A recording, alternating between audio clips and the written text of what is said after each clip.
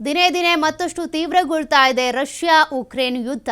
Ukraine ದಾಳಿಗೆ ರಷ್ಯಾದಿಂದ ಭೀಕರ ಪ್ರತೀಕಾರವನ್ನು ತೀರಿಸಿಕೊಳ್ಳೋದಕ್ಕೆ ಮುಂದಾಗಿರೋದು. ರಷ್ಯಾದ ವಾಯುನೆಲೆ ಮೇಲೆ ಡ್ರೋನ್ ದಾಳಿ ಮಾಡಿತ್ತು ಉಕ್ರೇನ್. ಸ್ಪೈಡರ್ಸ್ ವೆಬ್ ಹೆಸರಿನಲ್ಲಿ ದಾಳಿಯನ್ನ ನಡೆಸಿತ್ತು. ಎಐ ಬಳಸಿಕೊಂಡು ನಡೆಸಿದಂತ ದಾಳಿ ಇದಾಗಿತ್ತು. ಪುಟ್ಟ ಉಕ್ರೇನ್ ಏನಿದೆ ನಡೆಸಿದಂತ ದಾಳಿಗೆ ರಷ್ಯಾ ಗಲಿಬಿಲಿಯಾಗಿ ಹೋಗಿತ್ತು. ಏನ್ ಮಾಡೋದು ಅನ್ನುವಂತ ಆತಂಕ ಶುರುವಾಗಿತ್ತು.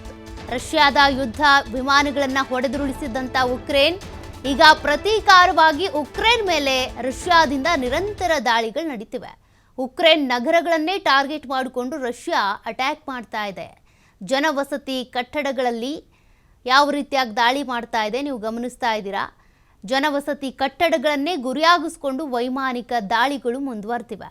ಈಗಾಗಲೇ ಸ್ಪೈಡರ್ಸ್ ವೆಬ್ ಅನ್ನುವಂಥ ಒಂದು ತಂತ್ರಜ್ಞಾನವನ್ನು ಬಳಸಿಕೊಂಡು ಎಐ ಮೂಲಕ ಯುದ್ಧದ ಚಿತ್ರಣವನ್ನೇ ಬದಲಾಯಿಸಿ ಉಕ್ರೇನ್, ಪುಟ್ಟ ರಾಷ್ಟ್ರ ಉಕ್ರೇನ್, ಬಲಾಢ್ಯ ರಾಷ್ಟ್ರ ರಷ್ಯಾದ ಮೇಲೆ ದಾಳಿಯನ್ನು ಮಾಡಿತ್ತು. ಇದಕ್ಕೆ ಪ್ರತೀಕಾರ ತೀರಿಸಿಕೊಳ್ಳೋದಕ್ಕೆ ಅಂತ ರಷ್ಯಾ ಮುಂದಾಗಿದೆ. ಜನವಸತಿ ಪ್ರದೇಶಗಳನ್ನೇ, ಜನವಸತಿ ಕಟ್ಟಡಗಳನ್ನೇ ಟಾರ್ಗೆಟ್ ಮಾಡಿ ವೈಮಾನಿಕ ದಾಳಿಗಳನ್ನು ಮುಂದುವರಿಸಿದೆ. ಸತತ 3 ವರ್ಷಗಳಿಂದ ರಷ್ಯಾ ಉಕ್ರೇನ್ ನಡುವೆ ನಡೀತಾ ಇರುವಂಥ ಯುದ್ಧ ಇದು. ರಷ್ಯಾ ಉಕ್ರೇನನ್ನು ತನ್ನ ವಶಕ್ಕೆ ತೆಗೆದುಕೊಳ್ಬೇಕು ಅಂತ ಮಾಡ್ತಿರುವಂಥ ಯುದ್ಧ. ಬಟ್ ಉಕ್ರೇನ್ ಮಾತ್ರ ಬಿಟ್ಟುಕೊಡ್ತಾ ಇಲ್ಲ. ಮತ್ತೆ ಮತ್ತೆ ಸಿಡಿದೆದ್ದು ಪುಟಿದೆದ್ದು ಯುದ್ಧವನ್ನು ಮುಂದುವರಿಸ್ತಾನೆ ಇದೆ.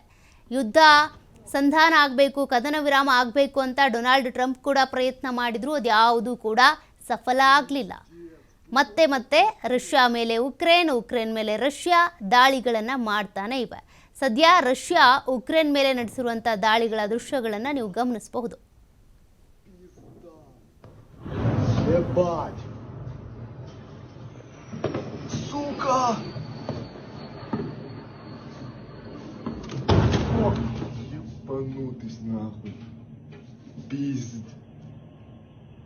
Пиздец, просто пиздец. Сука. В хату прям. Чел, ебать. Пизда.